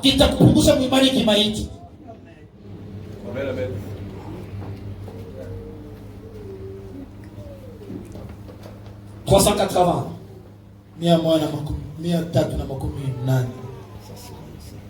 Il nous a déjà parlé de ça. De l'enlèvement. Puis les jugements frapperont. Les péchés, les fléaux, les maladies et tout. Et les gens crieront pour que la mort le prenne. Pendant qu'il y a des jugements. Écoutez, Seigneur, pourquoi ces jugements tombent-ils sur nous? Alors que tu as dit qu'il y aurait d'abord un enlèvement. Il dira, il est déjà passé. Et vous ne vous en êtes pas aperçu. Les gens s'attendent que tel événement se passe. Le prophète dit, à la première venue, au moment où Jésus-Christ était à la croix, plusieurs d'autres prophéties se sont accomplies d'une manière enchaînée. Il était déjà à la croix. Mais toi, quand tu restes figé, non, que je vais d'abord telle chose. Faut que je vais d'abord telle chose. L'enlèvement allié. Mais le problème c'est celui-ci. Est-ce que vous êtes attentifs? C'est vraiment prophétique. Est-ce que vous êtes attentifs? C'est vraiment prophétique. Les gens lisent cette Bible. Comme dans Daniel a lu Isaïe, Jérémie 25. Sawa Danieli akasoma Yeremia 25. Mais cela a produit des effets uniquement sur Daniel. Lakini inaleta majibu matokeo peke yake kwa Danieli. Quand il s'est mis à prier, il a prié, anaomba, il a prié, confessant le péché. kutubu dhambi, Il a prié, prié. Une fois est sorti sauti du inakashiriki ciel kutoka mbinguni, et Gabriel est descendu na Gabriel anashuka pour dire à Daniel, mweleza Danieli, Daniel écoute, Danieli sikia, tu es un bien-aimé du ciel. uko mpendo wa Mungu. Quand tu priais, Kwa nini kwa une voix est sortie sauti ilishikiriki et je suis venu pour te l'annoncer, na nakuwa kutangazia hayo, pour te dire que tu es un bien-aimé du kuonesha kwamba ciel. sio mpendo wa Mungu. Les gens lisent cette Bible. Bantu beko nasoma Biblia. Voici, Sasa je vous enverrai les prophètes yametimia nabii, avant que les jours de l'éternel arrivent. mbele siku ya Bwana ifike, Élie viendra, Elia atakuja, il ramènera les cœurs des enfants. atarudisha mioyo ya watoto. Ils lisent. Beko naisoma Mais quel effet cela produit sur leur vie? matokeo kani vizuri karibuni kwa kwa maisha, Quel effet cela produit sur leur vie? matokeo kani natokea kwa maisha. Les gens lisent. Bado nasoma Le prophète avait reçu 7 visions nabii alipokea maonyo saa de première importance ya mafua kabisa, qui devraient s'accomplir avant la venue du Seigneur. na ilipaswa kutimizika mbele ya kuja kwa Bwana. La 6e vision s'est accomplie. Lakini onyo ya sita inatimizika. Ils ont lu cela. Bana isoma Et même les croyants du message ont lu ça. na bana bana isoma, Tout le monde a lu ça. bantu bote bali isoma. Je peux lire Mimi isoma quelque chose ici. kitu kimoja hapo. La 70e semaine de Daniel, paragraphe 207. Juma ya 17 ya Danieli kifungo kyake cha 207. Maintenant, j'ai fait cette prédiction. Na nditangulia kusema kwa hii mambo J'ai dit, nisema, je vis une grande femme s'élever, nikaona mke kubwa akalamuka, ravissante, mrembo, vêtue de façon très royale, kuvala manguo ya wafalme avec du violet. na rangi ya violet. Il a dit ça Na ndio alisema en 1933 en 1933 et en 2020. na 2022 Les gens ont vu Kamala Harris, banaona Kamala Harris à la grande surprise de tous, kwa mtu kwa kushutuka tu habillée du violet. mwenye kuvala violet. Qui a vu ça? Nani anaona? Vous avez vu les images, n'est-ce pas? Simuona mapicha. Tout le monde, Bantu bote les églises pentecôtistes. ba Pentecost. J'ai vu un pasteur Naona pastor en train de dire, anasema ne me comparez pas à Frère Branham. usinifanane na Biblia na Je ne suis pas de sa dimension, de son niveau. mimi ni mtu yake. Depuis 33, Tangu 33 comment il a vu Kamala Harris venir habillée de violet? na mna kanelana Kamala na mwenye kuvala violet. Mais ce n'est pas ça le problème. Mambo haina ile hapana. Vous avez lu. Muliso Qu'est-ce que cela produit sur vous comme effet? matokeo kani kia kizuri kani kinamiletea maisha. Mais quant à vous, Sasa kwa moyo hapa un événement prophétique matabii ya kunabii devrait attirer votre attention. parce que bakrishe Comme une lampe sawa lampe qui brille Inangaza dans un lieu obscur. pafashi ya giza. Ils lisent. banasoma Mais qu'est-ce que cela a fait Inaleta sur eux? nini? Inabaletea nini?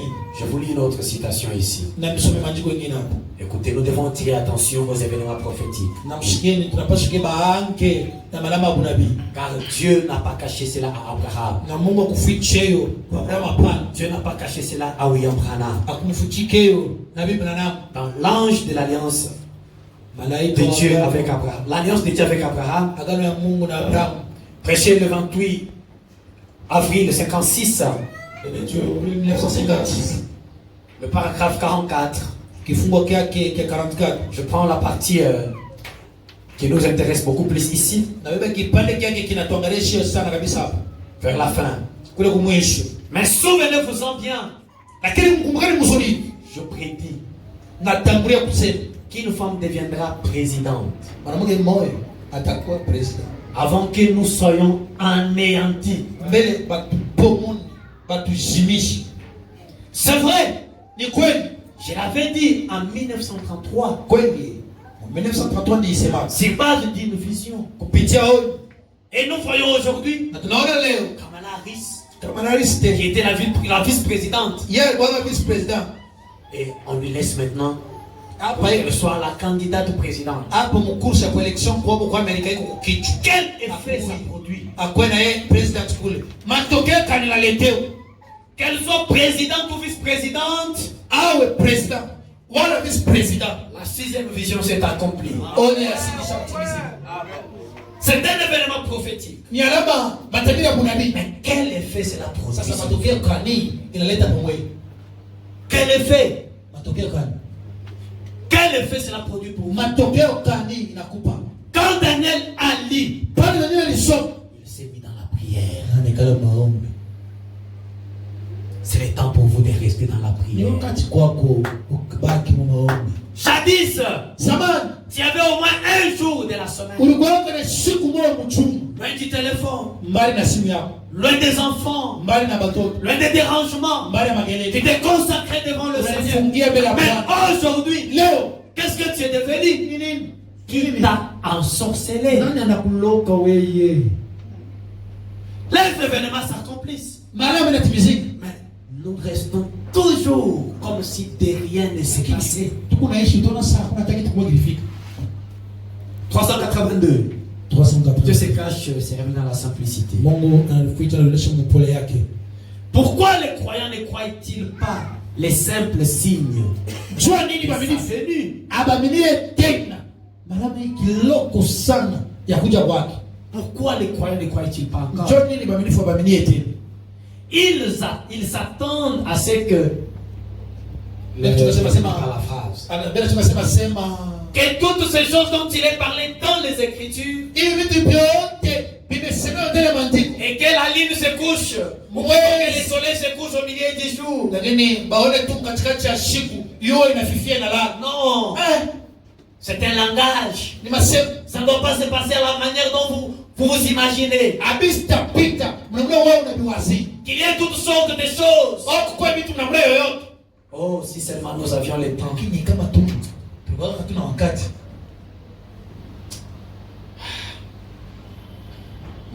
Il est 12 heures. Est-ce que vous m'accordez quelques minutes? Saa mzee. Tanipa wazo kidogo masaa. Qui n'est pas d'accord? Nani ashichiki? D'accord, je peux continuer. Mzuri mlisi kuendelea. C'est pour votre bien, c'est pour notre bien. Ndio misuli pietu.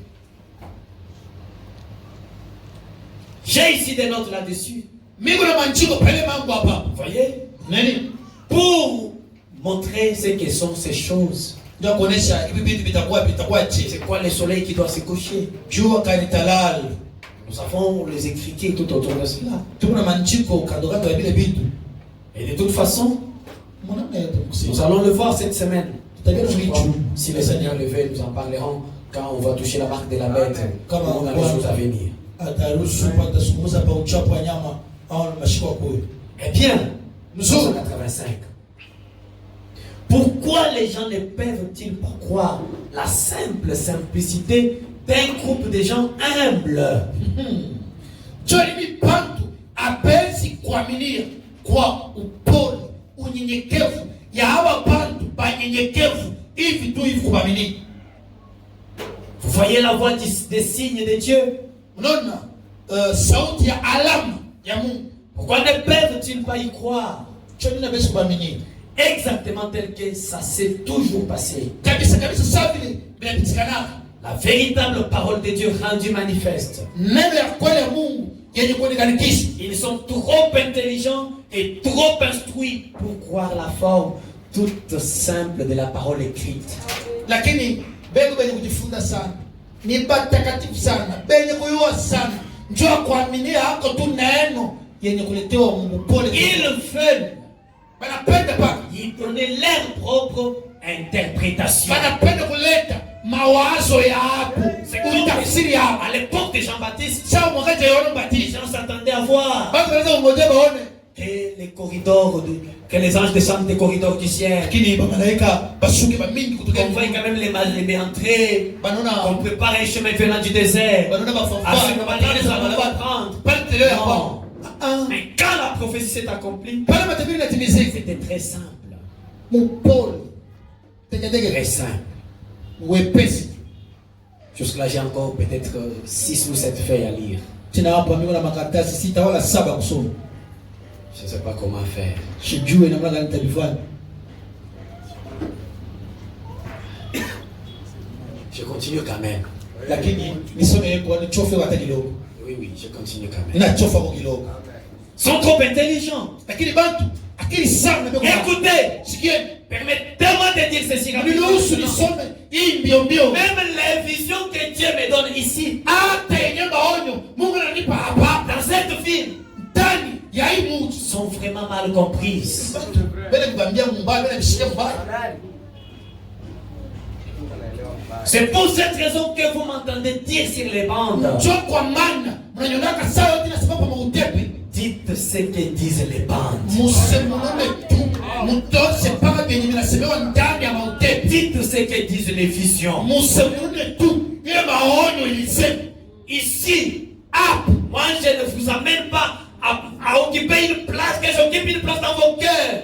Non frère, je ne ferai pas. Hapa mimi sipenda sema nilikarishe nimivuane ndani ya moyo wangu. Celui qui va occuper la place, la première place dans les cœurs, c'est Jésus, la parole. Peke yake anapaswa nafasi ya kwanza mioyo yenu ni Yesu Kristo Parce ndiye. qu'il y a des pasteurs Kumbe pastori bo qui font des choses comme ça. bele mwe mavi. Ils sont en train d'amadouer les gens Lakini ena pour qu'ils mbele occupent une place dans leur cœur. Jua Oh, mes chers ingine frères, ile saa moi je suis un homme. mimi kumungu Je peux passer, mimi Yesu kupenda. mais que la parole occupe la place qu'elle occupe dans vos cœurs. Hiyo nafasi ya kwanza nilipaka hapa ndani ya roho yako. Oui, je ne vous amène pas à moi. Mimi sikupeleka unyaminie kwa Je mwenyewe. dois vous amener à Christ. Peleka kwa Kristo. Christ est la parole. Kristo yeye ni nani? Si je ne vous dis pas la vérité, Kama sikuonesha ukweli, je serai jugé tahukumiwa et même très sévèrement. na kabisa kabisa na ukali wote. J'ai la responsabilité Na muziki de vous respecter ya kuheshimia, et de vous montrer les chemins. lakini kuonesha msingi. Amen.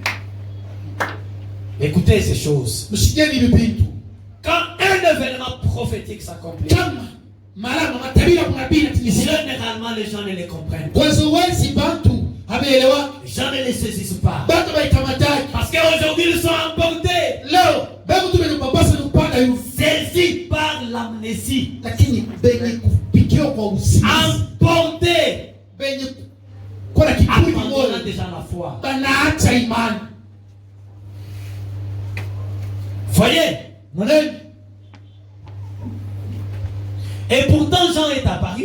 Ile saa Yohana aliingia mkipeto wala nilionekana. Bon, j'ai sauté, je reviens. Naluka tena narudi kidogo. 386. 386.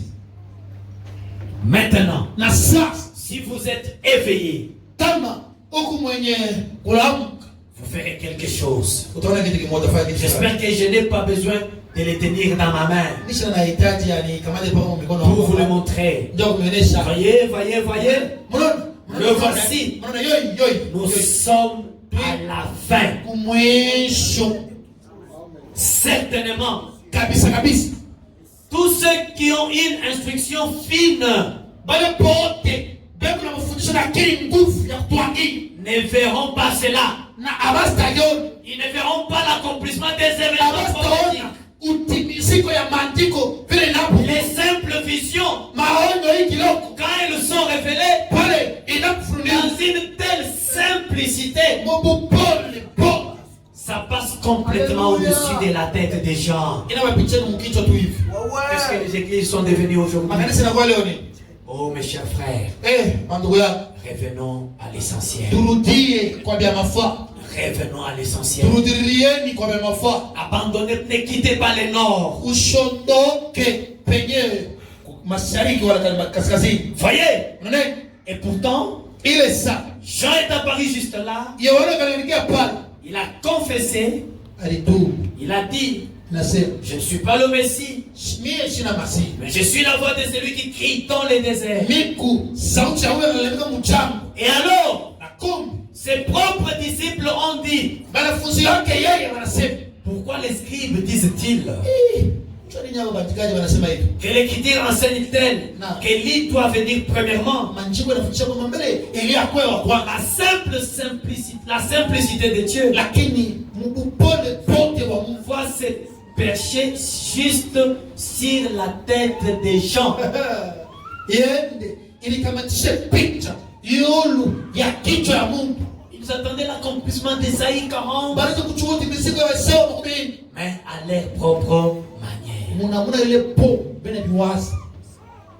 Troisième saut, Muri wa tatu 59. makumi tano na nne 60, 61, et il y a, je vais lire beaucoup. Mais Moi, je vais arrêter quelque part. tasomea nafasi fulani. La Bible disait Biblia inaweza kusema hivi, que ce jour-là, ile siku ce sera tellement glorieux que itakuwa siku ya utukufu namna ya kwamba tous les lieux élevés seront abaissés mafasi yote ya juu itashushiwa et que tous les lieux bas seront élevés. na mafasi yote ya ponde itanyanyuliwa. Oui, messieurs. Ndio Bwana. Et tous les lieux rabotés seront aplanis. Na mafasi pale paroma panda shuka Eh patanyoroshwa. bien, Musu je peux me représenter les gens là-bas. na hawezi kuwasa bantu vile banatu biwasa kule ngao. Ils pensaient qu'un gens sortirait Badala sisi leo tutatoka aux écrans précurseurs de Christ, au mtamshi La. wa Kristo huyu qu'il viendrait aplanir tous les déserts atakuya atasambarisha jambo yote nyoroke mzungu et les gazonner, et regazonner na kuipanga mzungu pendant manini. kupanda ama mapelusi Vous mzungu. voyez, Unaona? j'imagine qu'il s'en était fait une idée bien arrêtée. Na sasa simama bantu bali lifikiri bimawazo mkichwa Comme ils le font aujourd'hui. vile bena lianzia leo kununa barabara na kupanga au Mais basi c'était pembeni. tellement humble Lakini ilikuwa ni mwepesi yote que les apôtres ne l'ont pas reconnu. na benye ba mitume abakumutambue. Ils ont dit, eh bien, pourquoi l'écriture dit-elle? Sasa nasema mandugu nasema hivi njoni. Tu vas là-bas pour être offert maintenant. Unaenda kule njoo. Tu vas kusulubisha Sasa sasa. kusulubisha maintenant. Pourquoi l'écriture dit-elle qu'Élie doit venir premièrement? Chapteni mandugu. Mais comment tu veux déjà aller à la croix Wewe unapenda kwenda alors kumsalaba. qu'Élie n'est pas encore venu? Ile saa Elia shakuya mbele. Alors qu'ils étaient tout le temps derrière Ile Jean-Baptiste. saa basi kumkongo kwa wale batizime na tembea na yeye na mahubiri. Mais Seigneur, toi tu veux déjà être crucifié. Yeye anapenda kusulubisha. Nous n'avons pas encore vu Élie. Tunaona Elia. Mais Seigneur, Bwana comment le jugement va venir? hukumu itakuwa je? Élie, quand il est question dans Malachie 4, Mbele Elia n'est malasi. pas encore venu. Ya yakumi. Voyez-vous, Mwenye il a dit, anasema il est déjà venu. ashakuya. Et vous ne vous en êtes pas Ni aperçus. wewe ndio kufumbua. Et avec le Fils de l'homme, Na mwana mtu ils feront la même chose. watafanya mambo mmoja tena. Mais Jean, Lakini Yohana il a fait exactement ce qu'il devait faire. anatimiza kabisa kabisa kile alipaswa kutimiza. Et ils lui ont fait exactement ce qu'ils étaient censés faire. Na po balimutendea kile alipaswa kufanya. Mais Lakini il y a probablement même pas le tiers de toute la race juive lakini hakuna hata kwa kusema kipande hata kiloko cha yenyewe watu wa Yuda qui a jamais su que Jésus était sur la terre. ile ilivumbulaka kwamba sema Yesu alikuwa praetori. Ils étaient peut-être, ils avaient peut-être entendu dire qu'il y avait un fanatique là-bas quelque part, mjamaa mmoja hivi anahubiraka wakipendelea, mais ils n'y ont prêté aucune attention. lakini abakumkabula tena sikio hapo abahubiri. Ils ont simplement continué leur chemin. Lo wanaendelea makazi hapo na kufanya mambo. Il est venu chez les siens Akakuwa kwa haba wake. et les siens ne l'ont pas Bandugu reçu. yake abakumpokea. Maintenant voilà Sasa nasema ce qui me porte à croire que kile kinanionyesha kwamba même hata pendant, ile saa il n'était pas dit qu'il viendrait secrètement lors de cette première venue-là. ile saa haikusemea kwamba sema atakuwa mgogo wa kwanza kule. Il n'était pas dit qu'il viendrait secrètement. Haikusemea sema atakuwa mfia. Mais l'enlèvement, Lakini yeye ni mlio ce sera un secret. itakuwa ni siri. Alors, Kum si cela s'est fait tellement en secret, itafashiwa. si la venue kama kuna wa kwanza ko s'est fait en secret, uficho. à combien plus forte raison Sasa nitakuwa je? l'enlèvement va-t-il se faire sans qu'on le sache? Kunyunyulia itapitikia na bila hata watu kufumbule. Mais je pensais qu'on devrait avoir un enlèvement. Na sikuwa unanyunyuliwa. Et voilà que tous ces jugements sur la terre, Ngere hiyo kumoto hapa tulia. il dira, Watasema il a déjà eu lieu. Isa kufanyika. Et vous ne vous en êtes pas aperçus. Kufumbule. Exactement comme un voleur dans la nuit. Kabisa sawa mgivi. Anakuwa kuingia mshu. Mon frère et ma soeur, Ndugu wangu dada yangu. je suis obligé de m'arrêter là et je vais continuer pendant la semaine. Napaswa kusimamia hapa tendelea mchungu. Quand vous voyez les événements prophétiques, kama unaona malama ya unabii vous les lisez, na munaisoma, quel effet cela produit sur vous? bila mikabilia binini unapata matokeo gani? Vous demeurez toujours la même personne. Wewe unabakia pale mtu mwa moyo, Vous demeurez toujours la même sœur. unabakia pale dada mwa moyo, Toujours le même frère. paka ule ndugu mwa moyo, Cela risque de te surprendre un jour. itakushutusha siku moja. Mais souvenez-vous, Kumbukeni hivi, dans l'Apocalypse, il est dit, Ufunuo inasemewa son épouse bibi yake harusi s'est elle-même préparée. ni yeye mwenyewe alijitayarisha. Si tu fais partie de l'épouse, Kama mmoja au kama mkunja ule bibi harusi, tu ne seras pas distraite. hautalenga. Réveille-toi! Amka, Réveille-toi! rabuka, Réveille-toi! rabuka, Mets-toi encore en prière. na wanja kuomba. Et crée encore l'atmosphère autour de toi. Omba tena hali mzuri kando kando yako. Jésus peut venir à tout moment. Yesu anachukua saa yote. Mais ça sera très simple. Itakuwa ni wepesi. Et la vie va continuer sur la terre. Dunia mambo itaendelea tena hapa Les gens duniani. vont continuer à vivre.